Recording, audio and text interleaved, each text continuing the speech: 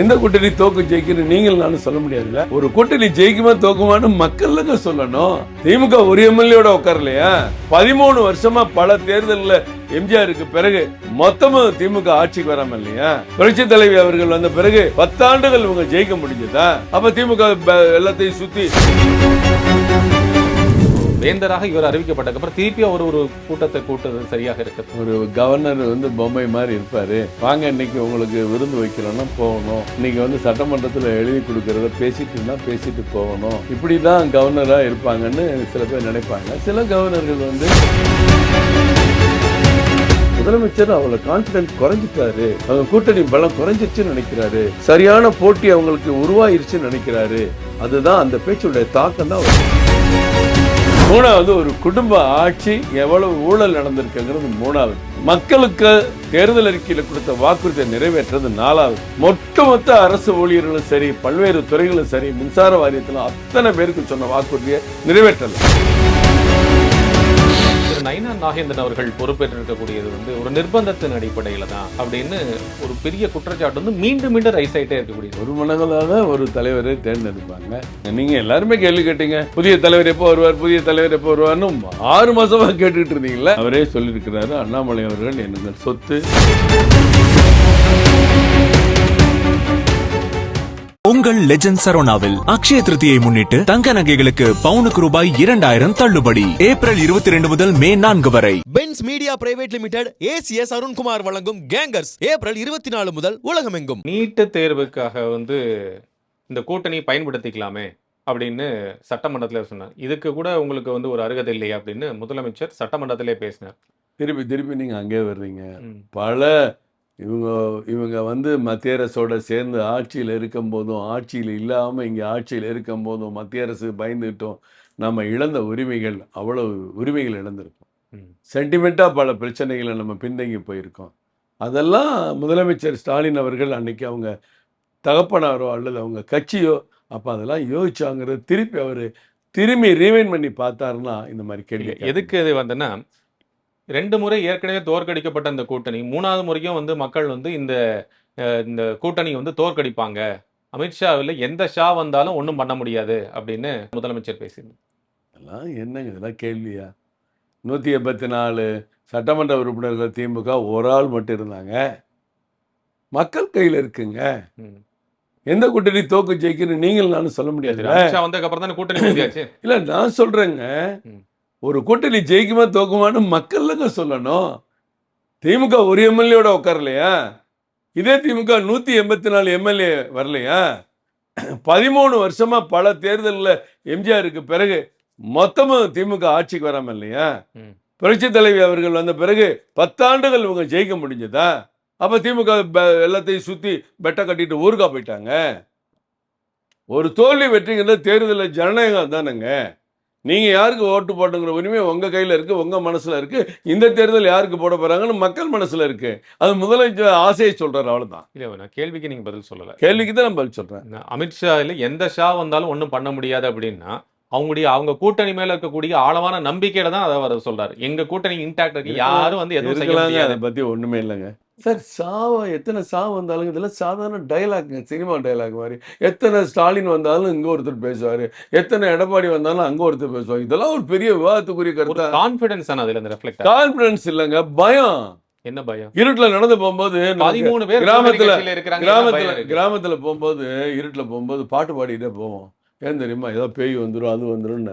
அந்த மாதிரி முதலமைச்சர் அவ்வளவு வேதனையில் சொல்கிறதுனால தான் நேற்று சட்டமன்றத்தில் 2 கட்சிகள் சட்டமன்றத்துக்கு வெளியில் கூட்டணியாக ஒரு கட்சி இணைகிறதுக்கு இவ்வளோ முக்கியத்துவம் கொடுத்து இவ்வளோ ஆதங்கம் பண்ணி, நீங்கள் கூட்டணி சேர மாட்டேன்னு சொன்னீங்களே, இப்போ மட்டும் எப்படி சேர்றீங்க எல்லாம் பேசியிருக்கிறது ரொம்ப வேடிக்கை இருக்குது. அது உங்களுக்கு எப்படி எடுத்துக்கிறீங்கன்னு எனக்கெல்லாம் முதலமைச்சர் அவ்வளோ கான்ஃபிடென்ட் குறைஞ்சிட்டாரு, அவங்க கூட்டணி பலம் குறைஞ்சிருச்சுன்னு நினைக்கிறாரு, சரியான போட்டி அவங்களுக்கு உருவாயிருச்சுன்னு நினைக்கிறாரு. அதுதான் அந்த பேச்சுடைய தாக்கம் தான் அவர் பேச்சு நான் நினைக்கிறேன். கூட்டணி பலம் எங்கேயுமே குறையவே இல்லை. கூட்டணிக்கான குறைவதற்கான வாய்ப்புகளும் எங்கேயுமே குறையல. அதிமுக உங்க கூட வந்ததே நிர்பந்த கூட்டணி அவங்க சொல்லிட்டு இருக்காங்க. சட்டமன்றத்துக்கு இதே கூட்டணி தானே இருந்தது, இருந்துச்சா? ஆமா, பாராளுமன்றத்துக்கு அதே கூட்டணி. கடந்த தேர்தலோட 6% குறைஞ்சிருக்கா? கூட 3% குறைஞ்சா ஆட்சி மாற்றம். நாடாளுமன்றம் சட்டமன்றம் ஒரே விதமான தேர்தல் நடைமுறை உடனே இருக்கா? இப்படி சொல்லாதீங்க இல்ல சார். நீங்க சார், நீங்க ரொம்ப சட்டமன்றத்திலேயே வருஷமா அரசியல பார்த்துட்டு சார் இருங்க இருக்கீங்க. நீங்க சார். யதார்த்தத்தை சார் பேசுங்க. இருங்க சார். தமிழகத்தில் இருக்கக்கூடிய இல்ல நான் பதில் சட்டமன்றத்தை சொல்ல விடுங்க. நீங்க சொல்ற சட்டமன்றத்திலேயே கேள்விக்கு நான் துணை கேள்வி கேட்கிறேன். சட்டமன்றத்திலேயே அவங்க தான் ஜெயிச்சிருக்காங்க. பாராளுமன்றத்திலேயே அவங்க தான் ஜெயிச்சிருக்கிறாங்க. ஜெயிக்கிற விகிதத்துல சட்டமன்றத்தை விட 6% திமுக வாக்கு குறைஞ்சிருக்குங்கிறதுக்கு நீங்க எவ்வளவு கஷ்டப்படுறீங்க? நான் நான் கஷ்டப்படல. உண்மையை தானே சொல்றேன். நீங்க உண்மை சொல்றேன். நான் இந்த 6% குறைஞ்சிருக்கு நான் ஏத்துக்கிறேன். நான் இல்லைன்னு மறுக்கல. அது இருக்கிற உண்மை. நான் மறுக்கல. நான் என்ன ஆனா- சொல்றேன், ப்ளீஸ் இருங்க. அந்த 6ஓட +3 வந்தாலே ஆட்சி முடிஞ்சுச்சு. அது ஒரு எழுச்சி மாற்றம். ஆளுங்கட்சிக்கு மேல இருக்கிற எதிர்ப்பு திமுக வரலாற்றிலே 2வது முறை ஆட்சிக்கு வந்ததில்ல. அந்த நம்பிக்கை இருக்கு. நம்பிக்கை இல்லை. மக்கள் அதை பார்த்து சகிக்கிறாங்க, கஷ்டப்படுறாங்க. தினசரி படுகொலைகள், அராஜகம், திமுக காரங்களே பண்ண லூட்டிகள், ஜாபர் சாதிக்கு பிரச்சனை, போதை மருந்து கடத்தல், இங்கே இந்த பையன் ஒருத்தர் இதில் ஞானசேகரன் அண்ணா பல்கலைக்கழகத்தில் பண்ணது, பிரியாணிக்காக சண்டை போடுறது, தினசரி கஞ்சா கடத்தல் செய்தி, போதை மருந்து கடத்தல் செய்தி, படுகொலைகள் செய்தி, சின்ன குழந்தையிலேருந்து பெரிய பெண்கள் வரைக்கும் பாதுகாப்பற்ற நிலை, எவ்வளோ பிரச்சனைகள் ஓடி இருக்கா. ஒரு பக்கம் நீங்கள் சொன்ன மாதிரி எல்லா பிரிவுகளும் துறைகளும் போராட்டத்தில் இருக்காங்க. ஒரு பக்கம் டெய்லி இந்த மாதிரி பிரச்சனை. இதெல்லாம் ஒரு கஷ்டம் இல்லையா? இது எல்லாத்தையும் ஒன்றுமே இல்லை, நம்ம சொர்க்கத்தில் இருக்குன்னு நினைக்கிறீங்களா? சொல்லுங்க. அந்த அடிப்படையில் இப்போ இந்த 2026 தேர்தலை நீங்க எதிர்கொள்ள போறீங்க. நிச்சயமா எதிர்கொள்வாங்க. ம். தேர்தல் அறிக்கையில் இவங்க சொல்லதை எதையுமே செய்யலை. நம்ம செய்தியாளர் ஒருத்தர் வந்து தமிழ்நாட்டுடைய சட்ட ஒழுங்கு பிரச்சனை 2வது. ம். 3வது ஒரு குடும்ப ஆட்சி எவ்வளவு ஊழல் நடந்திருக்குங்கிறது 3வது. மக்களுக்கு தேர்தல் அறிக்கையில் கொடுத்த வாக்குறுதியை நிறைவேற்றது 4வது. ஒட்டுமொத்த அரசு ஊழியர்களும் சரி, பல்வேறு துறைகளும் சரி, மின்சார வாரியத்தில் அத்தனை பேருக்கு சொன்ன வாக்குறுதியை நிறைவேற்றலை. இதெல்லாம் நாங்கள் செய்வோம். இதெல்லாம் நாங்கள் மக்கள்கிட்ட எடுத்து சொல்லத்தான் போகிறோம். 2026 இப்போ பாஜகவுடைய மாநில தலைவராக பொறுப்பேற்றக்கூடிய திரு நயினா நாகேந்திரன் அவர்கள் இறைவன் திமுகவை ஆட்சியை விட்டு வீட்டுக்கு அனுப்புவான் அப்படின்னு சொன்னதைய செய்தியாளர் வந்து மூத்த அமைச்சர் திரு துரைமுருகன் அவர்கள்ட்ட சொன்னதில்ல, சிரிச்சுட்டே ஐயோ பாவம் அப்படின்னு. நீங்க என்ன ஃபீல் பண்ணுங்க? சொல்லதாங்க செய்வார். ஏன்னா மக்கள் அந்த அப்படி அளவுக்கு தான் அவர் மதிக்கிறார். அதை இல்லை. அந்த ஐயோ அளவுக்கு பாவம். யாரை இறைவனை மதிக்கிறாரா, நயனானந்தனை மதிக்கிறாங்களா? இல்ல, நீ அந்த கூட்டணி பத்தி சொல்லும்போது சொல்லுங்க. நீங்கள் கூட்டணி ஆட்சிக்கு வரும்னு சொல்லும்போது அவர் சொல்றார். அவர் பாவங்க, அவர் நிலைமையே கஷ்டமாக இருக்குது. 32 லட்சம் யூனிட் மணல் அள்ளியிருக்கிறது ஐஐடியிலேருந்து செக் பண்ணி சேட்டிலைட் Right, போல அவருக்கு ஒரு சொல்கிறாங்க. அவர் 3 லட்சம் யூனிட்னு கணக்கு கொடுக்குறாரு.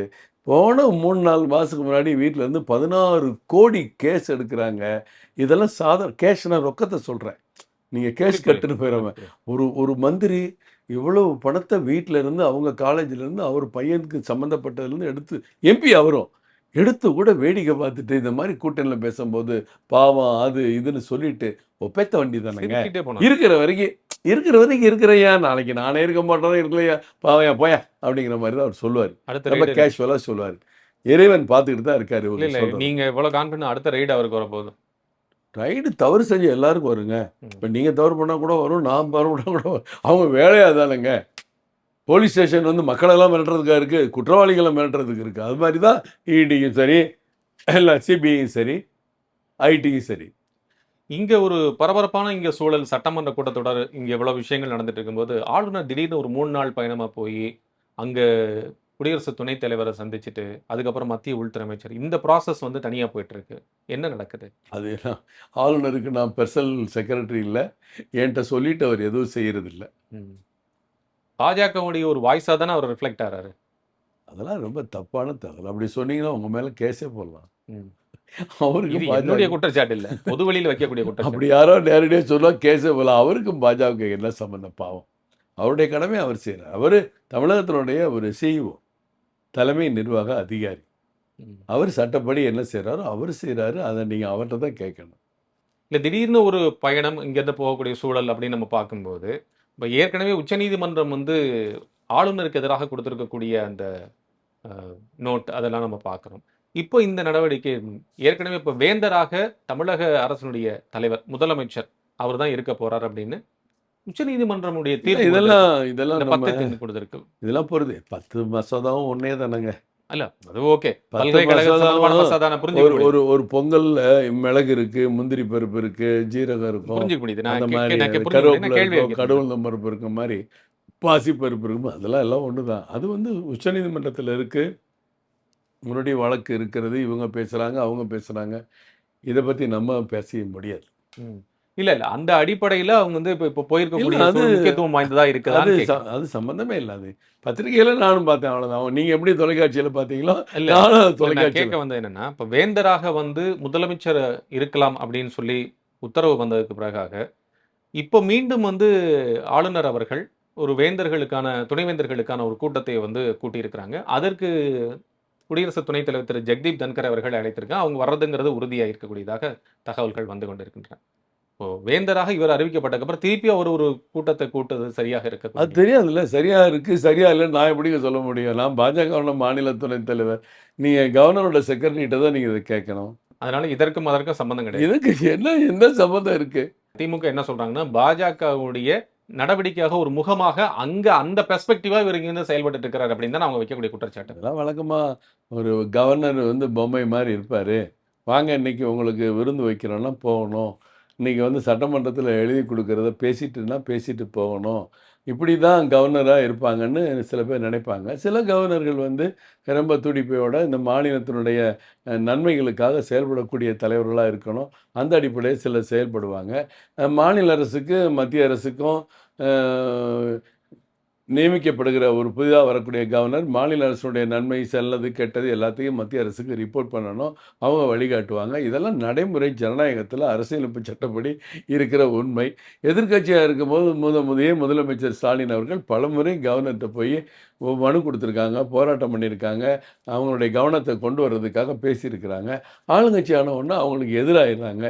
இதெல்லாம் இது வழக்கமாக ஒரு நடைமுறை, அவ்வளோதான். இதை போய் நீங்கள் நானும் பேசி ஒன்றும் ஆக போகிறது யூசுவல் ப்ரொசீஜர் அப்படியே. ரொம்ப யூஸ்வலுங்க. ஓகே. கேட்டால் உடனே மத்திய அரசு மேலே கோபத்தை நீங்கள் முதல்ல சொன்னீங்களா, சார்ஜ் ஷீட்டு, நீட்டு, டீலிமிட்டேஷனு, வக்பு, கச்சத்தீவு இப்படிலாம் சொல்கிறீங்களா, இதெல்லாம் கவர்னரையும் சேர்த்துக்குவாங்க. ம். தேர்தல் நேரம் பிரச்சாரத்துக்கு இதெல்லாம் பயன்படும். நீங்கள் சொல்லிட்டீங்கல்ல, அதையும் பயன்படுத்திக்கலாம், அவ்வளோதான். சரி. இப்போ இந்த திரு நயினா நாகேந்திரன் அவர்கள் பொறுப்பேற்றிருக்கக்கூடியது வந்து ஒரு நிர்பந்தத்தின் அடிப்படையில தான் அப்படின்னு ஒரு பெரிய குற்றச்சாட்டு வந்து மீண்டும் மீண்டும் ரைஸ் ஆயிட்டே இருக்கக்கூடியது. அதனால தான் இப்போ இந்த இன்டாக்ட் இருக்கு. இன்னைக்கு கூட திரு நயினா நாகேந்திரன் அவர்கள் வந்து எடப்பாடி பழனிசாமி அவர்கள் சட்டமன்றத்தில் சந்தித்து பேசியிருக்கிறார். ஸோ இது வந்து மீண்டும் மீண்டும் நம்ம வந்து ஒரு அசன்ட் இருக்கு அப்படிங்கிறத உறுதிப்படுத்திக்கிறதுக்காக ஒரு ஷோகாஸ் பண்றதுக்கு தான் அப்படி இருக்கு. இல்லை, அப்படிலாம் இல்லைங்க. ஏற்கனவே எங்கள் தலைவரே சொல்லியிருக்காரு, ஒரு மனங்களாக ஒரு தலைவரை தேர்ந்தெடுப்பாங்க. திரு நயினா நாகேந்திரன் அவர்கள் ஏற்கனவே முயற்சி பண்ணியிருக்காங்க. இதுக்கு முன்னாடியும் முயற்சி பண்ணியிருக்காங்க. இந்த கூட்டணி நேரத்தில் இப்ப மட்டும் கொடுக்க இல்லை, ஒரு இந்த என்ன இப்ப கூட்டணி வந்து நேரத்தில் மட்டும் இல்லை, மாற்றம் வரும்போது மாற்றம் வர்றதெல்லாம் உங்களுக்கு ஓகே தான். அடுத்து வாய்ப்பு வரும். ஏன்னா பிரதமர் மோடி அவர்கள் வருகிறார்கள். 2 நாளைக்கு முன்னாடி வந்து ராமநாதபுரத்தில் அந்த பாம்பன் பாலத்தை திறந்து வைத்து போகிறார்கள். அடுத்ததாக திரு அமித்ஷா அவர்கள் வருகிறார்கள். கூட்டணி பேச்சுவார்த்தை நடக்கிறது. உடனடியாக இந்த தலைவர் பதவி அறிவிக்கப்படுகிறது. அதுக்கு முன்னாடி 1 மாசம் வரைக்கும் மாவட்ட தலைவர் பதவி நடக்குது, தேசிய செயற்குழு பதவி எல்லாம் நடக்குது. ஆனா எதுவுமே வெளியே ரிவீல் ஆகல. அவர் வந்து உடனேயே ரிவீல் ஆகுது, சொல்லப்படுது. ஸோ இது ஒரு கோயின்சிடென்ட். ரெண்டும் ஒரே நேரத்தில் வருதுங்க. நீங்கள் எல்லாருமே கேள்வி கேட்டீங்க, புதிய தலைவர் எப்போ வருவார், புதிய தலைவர் எப்போ வருவார்னு 6 மாசமா கேட்டுக்கிட்டு இருந்தீங்களா? 6 மாசம் 6 அனௌன்ஸ்மெண்ட். மாசமா அந்த எண்டு வருதுல்ல. இப்போ தேசிய தலைவர் தேர்தல் இன்னும் முடியல. தேசிய தலைவர் மாநில தேசிய தலைவரும் நாங்கள் கேட்டுக்கிட்டு இருக்கோம். இந்த அடுத்த மாதம் வந்துடுவாங்களா, இந்த மாதம் இறுதின்னு சொல்லியிருக்கிறாங்க. எல்லாம் எதிர்பார்ப்புகள். இடையில மகாராஷ்டிரா தேர்தல் வந்துச்சு, டெல்லி தேர்தல் வந்துச்சு. இந்த மாதிரி டெல்லி தேர்தல் முடிஞ்ச பிறகு அடுத்த கட்ட பணிகள் நடந்துச்சு. இப்போ நடந்து வந்துட்டு இருக்கு. இதுக்கும் உங்கள் பத்திரிகைகளுக்கும் லோக்கலுக்கு எந்த சம்மந்தம் இல்லை. இதெல்லாம் இல்லையே, அது உட்கட்சி கோயின்சிடென்ஸ் நடக்குது இல்ல சார். அப்ப அது நடக்கும்போது நடக்குது. நீங்க நீங்கள் முடிச்சு போட்டு பார்த்துங்க, அவ்வளோதான். இதில் ஒன்றும் எந்த உண்மையும் கிடையாது. இது வந்து other way round நீங்க இல்லை, சொல்றீங்க. வழக்கமான மாற்றங்க. மாநில தலைவர் Actually, 3 ஆனா இது தொடரக்கூடாதுன்னு 3 ஆண்டுகளுக்கு எதுவும் ஒரு இல்லையே. முறை 3 ஆண்டுகளுக்கு ஒரு முறை. தொடரக்கூடாதுன்னு எதுவும் கிடையாது. தொடரலாம். இதுக்கு முன்னாடி ப்ரீசிடென்ஸ் இருந்திருக்கே. இப்போ அதை பற்றி உங்களுக்கு என்ன கவலை? தொடரலை, தொடரலாம்னு இருக்கு, மாற்றலாம்னு இருக்கு, புதிய தலைவர்கள் வரலாம்னு இருக்கு, அது நடந்திருக்கு, அதை ஏற்றுக்குங்க, அவ்வளோதானே. So there ends the point. இதில் என்ன இருக்கு? ஒன்றுமே இல்லையே. நீங்கள் எல்லாரும் தான் வருத்தப்படுறீங்க. வருத்தமே இல்ல சார். என்ன நடக்குதுன்னு தெரிஞ்சுக்கிறோம். இப்ப சார், நான் ஒன்றுமே நடக்கல. மக்களுக்கு நீங்க சொல்ல வேண்டிய சார், ஒரு ஒன்றும் கடமை இருக்கு நடக்கலை, உங்களுக்கு. நடைமுறையில் நடக்குது. அவரே சொல்லியிருக்கிறாரு, அண்ணாமலை அவர்கள் எங்கள் சொத்து, ராமர் லக்ஷ்மணராக இருந்து இந்த கட்சியை அவங்க வெற்றிக்கு கொண்டு போவாங்க, அதில் எந்த மாற்றமும் இல்லைன்னு இவரும் சொல்லியிருக்கிறாரு, அவரும் சொல்லியிருக்கிறாரு. முழு ஒத்துழைப்பு கொடுத்து நான் வெற்றியை 26 நாங்கள் திமுக ஆற்றுவோம்னு 2 பேருமே சொல்லியிருக்காங்க. சரி. அவர் எங்கேயும் போகல, இங்கே தானே இருக்கார். இங்கே தான் இருக்கிறாரு. Very well. அது இங்கே தான் இருக்கு. அதில் ஒன்றும் மாற்றம் இல்லை. ஆனால் என்னன்னா மத்திய பொறுப்பு எதை கொடுக்குறாங்களோ கொடுப்பாங்க. அதெல்லாம் எனக்கு அப்பாற்பட்ட கேள்வி. சரி. பிரதமர் அவர்கள் இங்கே ராமநாதபுரத்துக்கு பாம்பனில் புதிய பாலத்தை திறந்து வைக்க வந்திருந்தப்போ சில கட்சிகள் மாநிலத்திலிருந்து எவ்வளவோ நிதியை கொடுத்தா கூட இங்கே வாங்கி எல்லாத்தையும் வாங்கிட்டு அழுகுறாங்க அப்படின்னு சொல்லியிருந்தார். அதற்கு பதில் கூட சொல்லக்கூடிய வகையில் முதலமைச்சர் வந்து இப்போ அண்மையில் சட்டமன்றத்தில் என்ன பேசியிருந்தாருன்னா, குஜராத் முதலமைச்சராக இவர் இருந்தப்போ என்ன மாநில உரிமைகளுக்காக நாங்கள் என்ன பிச்சை எடுக்கணுமான்னு கேட்ட அவர், மாநிலத்துக்கு வர வேண்டிய நிதி கொடுத்த போது இப்போ இங்கே வந்து இப்படி கேட்டுட்டு போறாரு, இது என்ன புரிஞ்சுக்க முடியுது, இதெல்லாம் வந்து சரியா இருக்கா இப்போ தான் சொன்னேன் அப்படின்னாரு. இப்போ தான் உங்கள்கிட்ட சொன்னேன் 3,40,000 கோடி பட்ஜெட்டில் 81,000 கோடி மத்திய அரசு கொடுக்குன்னு சொன்னேனே, அது ஒரு உதாரணம் போதாதா? அது வேணா ஒரு பேப்பர் உங்களுக்கு அனுப்புகிறேன், அதை உங்கள் டிவியில் இந்த டிபேட்டுக்கு நடுவில் வைங்க, அப்போது புரிஞ்சுக்குங்க. மோடி அவர்கள் வந்த பிறகு ஏறத்தாழ 11 லட்சம் கோடி கொடுத்துருக்கோம். என்னைக்காவது நீங்கள் இதை பற்றி பேசியிருக்கீங்களா? 14 மருத்துவக் கல்லூரி கொடுத்துருக்கோம். என்னைக்காவது இதை பற்றி பேசியிருக்கீங்களா? நான் ஜிஎஸ்டி பற்றி சொன்னேன், 34,000 கோடி 58,000 கோடி ஆயிருக்கு. என்னைக்காவது அதை பற்றி பேசியிருக்கீங்களா? மாநிலத்தினுடைய வரி வருவாய் அதிகரித்து இருக்கிறதுனா இங்கிருந்து தொழில் காசு நம்ம வந்து ஜிஎஸ்டி இங்கே மாநிலத்தினுடைய பங்களிப்பு இல்லாமல் இங்கே அதிகரிச்சிருங்க சார். பங்களிப்பு மாநிலம், மாவட்டம், அப்போ திருப்பூர்காரங்கெல்லாம் பெரம்பலூர்லாம் வாயை நான் மூடிட்டு, கேட்கிற கேள்வி, அரியலூர்லாம் வாயை மூடி இருங்க, வாயை மூடிங்க. வரி வருவாய் அதிகரிச்சிருக்குன்னு நீங்க சொல்றீங்க, கொடுக்கக்கூடிய இங்க இருந்து கான்ட்ரிபியூஷன் இல்லாம அங்க அதிகரிச்சிருச்சா? அதான் இல்லைங்க, வரி சீர்திருத்தம். ஜிஎஸ்டி என்ன சார்? ஜிஎஸ்டி தாங்க சீர்திருத்தம். ஜிஎஸ்டி வந்த பிறகு தாங்க 6.8% இன்கம் டேக்ஸ் ஃபைல் பண்ணுறோம்.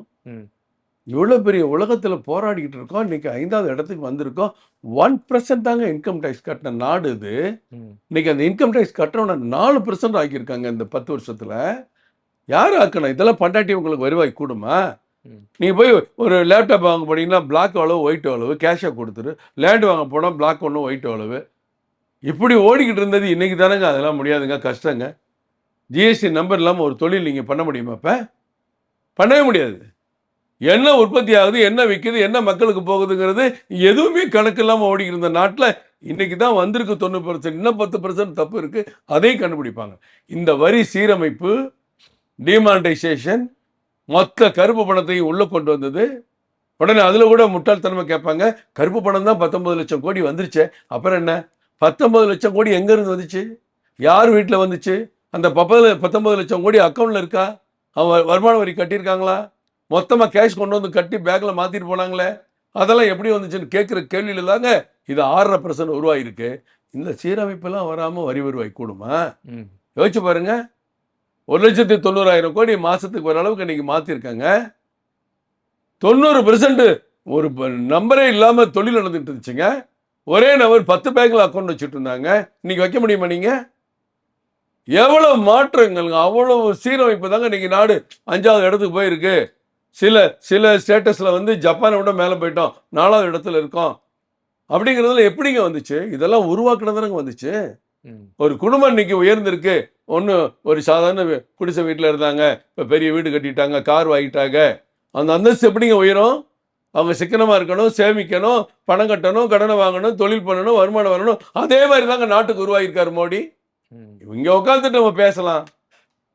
திருப்பி சொல்கிறோம், ஜிஎஸ்டியில் வந்து வாங்குற ₹1 நீங்கள் ஜிஎஸ்டி கட்டிங்கன்னா 50 பைசா தமிழ்நாட்டுக்கு நேரடியாக, 50 பைசா ஃபர்ஸ்ட் 50 பைசா ஆட்டோமேட்டிக், மீதி 50 பைசாவில் 21% மறுபடியும். அப்போ நீங்கள் ₹1 கட்டுறதுல 71 பைசா நம்ம ஊருக்கு வருதுன்னு என்னைக்காவது நீங்கள் மேடையில் பேசியிருக்கீங்களாங்க? அதெல்லாம் போலித்தனமான பேச்சு. அதைத்தான் நாங்கள் சொல்கிறோம், அதுதான் பாரத பிரதமர் சொல்கிறோம். அடுத்த தேர்தலுக்கு இணைந்து செயல்படக்கூடிய நடவடிக்கைகள், கூட்டணி நடவடிக்கைகள் எப்படி இருக்கு சார்? சிறப்பாக இருக்குங்க. இன்னைக்கு கூட சட்டமன்றத்தில் பேசியிருக்காங்க. சட்டமன்றத்தில் எப்படி நடந்து கொள்ள வேண்டும் என்று கூட 2 பேரும் டிஸ்கஸ் பண்ணியிருக்கலாம், 2 தலைவர்களும். அதனால் மக்கள் ஆர்வமாக இருக்காங்க, தொண்டர்கள் ஆர்வமாக இருக்காங்க, மக்கள் எழுச்சியாக இருக்காங்க. ஒரு மிகப்பெரிய வெற்றியை நோக்கி இந்த கூட்டணி பயணிக்கும், அது எந்த சந்தேகமும் இல்லை. நல்லபடியாக நடக்கட்டும் சார். உங்களுடைய நல்ல நோக்கங்கள் நிறைவேற வாழ்த்து. நன்றி.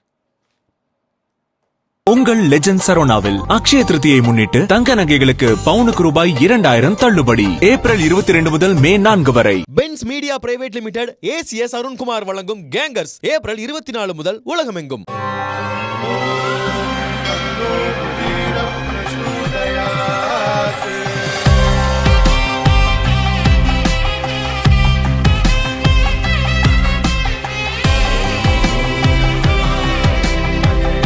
இந்த அக்ஷய திருதியில ஆத்மார்த்தமான ஆஃபர். உங்க லலிதாவோட ஏற்கனவே கம்மி சேதாரத்துல 1 இல்ல இன்னும் 2%, 3% கம்மி. வைர நகை கேரட்டுக்கு 6,000 ரூபாய் கம்மி.